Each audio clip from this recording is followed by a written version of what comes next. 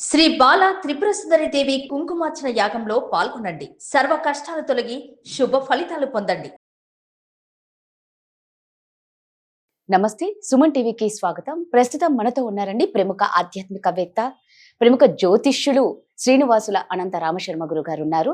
So Parabhava నామ సంవత్సరం అనేది వస్తుంది. అసలు పరాభవ నామ సంవత్సరాలలో పరాభవ అంటే ఏంటి, ఉగాది యొక్క ప్రత్యేకత ఏంటి అనేది గురుగారిని అడిగి తెలుసుకుందాం. నమస్తే గురుగారు. నమస్కారం.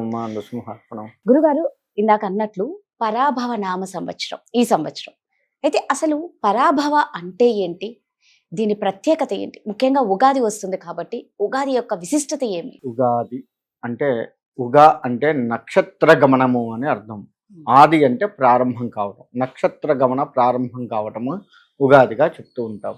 ఈ ఉగాదిలో అనేక 60 పేర్లతో వస్తూ ఉన్నాయి. మనకి అనేక పేర్లు ఇప్పటికి అయిపోయినాయి. ఇప్పుడు మనకు పరాభవనామ సంవత్సరంతో ప్రారంభం అవుతుంది. పరాభవ అంటే ఒకటి చేతిలో పరాభవం పొందాడు అనే ఒక మాట మనం మాట్లాడుతూ ఉంటాం. అంటే ఓడిపోవటము. ఏం ఓడిపోవాలి అంటే ఈ సంవత్సరం మొత్తం కూడా మనం అందరం ఓడిపోవాలా? అది కాదు అర్థం. పరాభవం చెందటం అంటే ఓడిపోవటం అనే అర్థాన్ని ఈ సంవత్సరం అందరం మనం ఉన్న స్థాయి నుంచి కిందికి పడిపోయి ఓడిపోవాలా అని తీసుకోవద్దు. మనలో ఉన్న కామ, క్రోధ, లోభ, మోహ, మద, మత్సరములు అనేవి ఓడిపోవాలి. తద్వారా జ్ఞానం పెంపొందించాలి, ధర్మం పెంపొందించాలి. ఆ ధర్మం చేతిలో ఇవన్నీ ఓడిపోయి మనం ధర్మబద్ధంగా నిలబడగేటట్టుగా ఉండాలి. అంటే భగవంతుడికి ఇష్టమైన నడక ఏంది అంటే ధర్మంగా ఉండడం.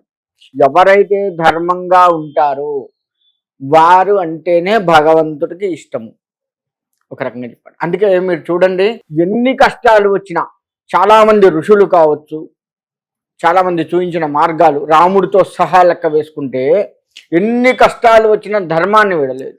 సత్యహరిశ్చంద్రుడు అనేక కష్టాలు వచ్చాయి, మహాచక్రవర్తి ఆయన, అనేక కష్టాలు వచ్చాయి, భార్యా పిల్లలు దూరమైనాడు, ధర్మాన్ని వదిలిపెట్టలేదు, చివరికి గెలిపించింది, భగవంతుడికి దగ్గరైనాడు. ఇంకా ఇప్పటికే మనం ఆయన సత్యహరిశ్చంద్రుడి కథలు ఇప్పటికీ చెప్పుకుంటున్నాం. మరి మనం ఇట్లా లెక్క ప్రహ్లాదుడు, ఆయన ఎన్ని కష్టాలు పెట్టినా భగవత్ మార్గాన్ని విడలేదు, ధర్మము. ఎన్ని కష్టాలు పెట్టినా అంటే భగవంతుడు వాళ్ళతో ఉన్నాడు. అలా ధర్మం పెంపొందించాలి. పాండవులు మహాచక్రవర్తులు అనేక రకాల కష్టాలు పడి ఉన్నారు. భగవంతుడు కృష్ణుడు వాళ్ళతో పాటుగా ఉండి వాళ్ళని గెలిపించాడు. అంటే వీళ్ళందరూ ఇప్పుడు నేను చెప్పిన ఈ కోవ మొత్తం కూడా ధర్మానికి కట్టుబడి ఉన్నటువంటి వారు. అటువంటి ధర్మం ఎన్ని కష్టాలు వచ్చినా ధర్మాన్ని కనుక మనం పట్టుకోగలిగితే అధర్మం ఓడిపోతుంది, పరాభవం చెందుతుంది. అలా ఈ సంవత్సరం మనం పెంపొందింప చేసుకోవాలి, ధర్మంగా నిలబడగలగాలి, ధర్మం గెలవాలి. వీటన్నిటి చేతిలో కామక్రోధ లోభ మోహ మద మత్సరములు అనే వాటి చేతిలో ఇవన్నీ కూడా పరాభవం చెందాలి. అది పరాభవనామ సంవత్సరం అర్థం. అది ఇకపోతే ఉగాది షడ్రుచుల సమ్మేళనం. తీపి, పులుపు, వగరు, చేదు, కారము, ఇలా షడ్రుచుల సమ్మేళనంగా ఉంది. ఒక్కొక్కటి ఒక్కొక్క దాన్ని చూస్తుంది. మనం ఇప్పుడు చెప్పుకున్నట్లుగా ఒక్కొక్కటి కారము అహంకారం, తీపి మమకారం, ఇలా షడ్రుచులు మొత్తం కూడా ఒక్కొక్కటి చూపిస్తుంది. ఇవన్నీ మిశ్రమం చేసి చేస్తాము. ఇది తీర్థంగా తీసుకున్నాం. మనం తీసుకునేటప్పుడు ప్రసాదాన్ని అంటే ఆ ఉగాది ప్రసాదాన్ని పచ్చని ఇలా తీసుకుంటాం తీర్థంగా, కానీ దాన్ని ప్రసాదం అని అంటాం. తీర్థమే మనం ఇలా పెట్టి తీసుకుంటాం, అవునా? కానీ దాన్ని ప్రసాదం అంటాం. ప్రసాదం అంటే ఇలా తీసుకోవాలి కదా.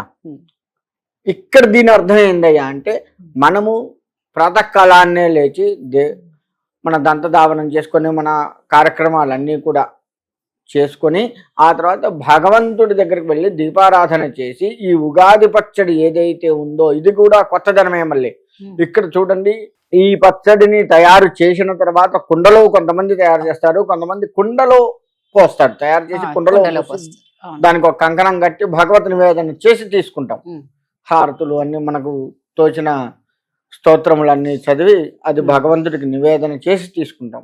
అందులో ఈ షడ్రుచులన్నీ కలుస్తాయి. కలిసినప్పుడు ఈ మధ్య కాలంలో నేను విన్నది ఏంటి అంటే, ఉదాహరణకు తీపి ఎక్కువైంది అనుకోండి, అందులో మనం టేస్ట్ అయితే చూడం కదా, మనం ఏదో చేస్తాము. తీపి ఎక్కువ అయితే ఈ సంవత్సరం మొత్తం నాకు అంతా అనుకూలంగా ఉంటుంది, లేదు చేదు ఎక్కువైంది ఈ మధ్య మొత్తం కష్టాలే వస్తాయి, చేదు అనుభవాలు బాగా ఉంటాయి, ఇలా తీసుకుంటారు.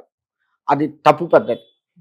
ఏది ఎక్కువ వస్తే అది మనకు ఈ సంవత్సరం మొత్తం మనం అనుభవించవలసి వస్తుంది అన్న మాట తప్పు పద్ధతి. ఒకటి గుర్తుపెట్టుకోండి.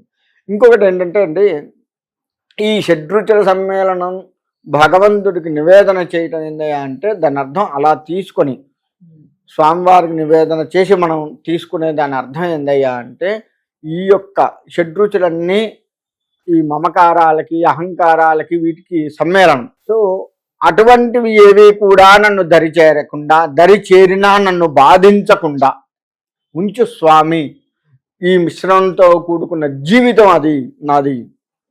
నా జీవితం మొత్తం కూడా కామక్రోధ లోభ మోహ మత మత్సరములకు లోబడి ఉన్నటువంటి జీవితం నాది. అటువంటిది నీ ముందు పెడుతున్నాను.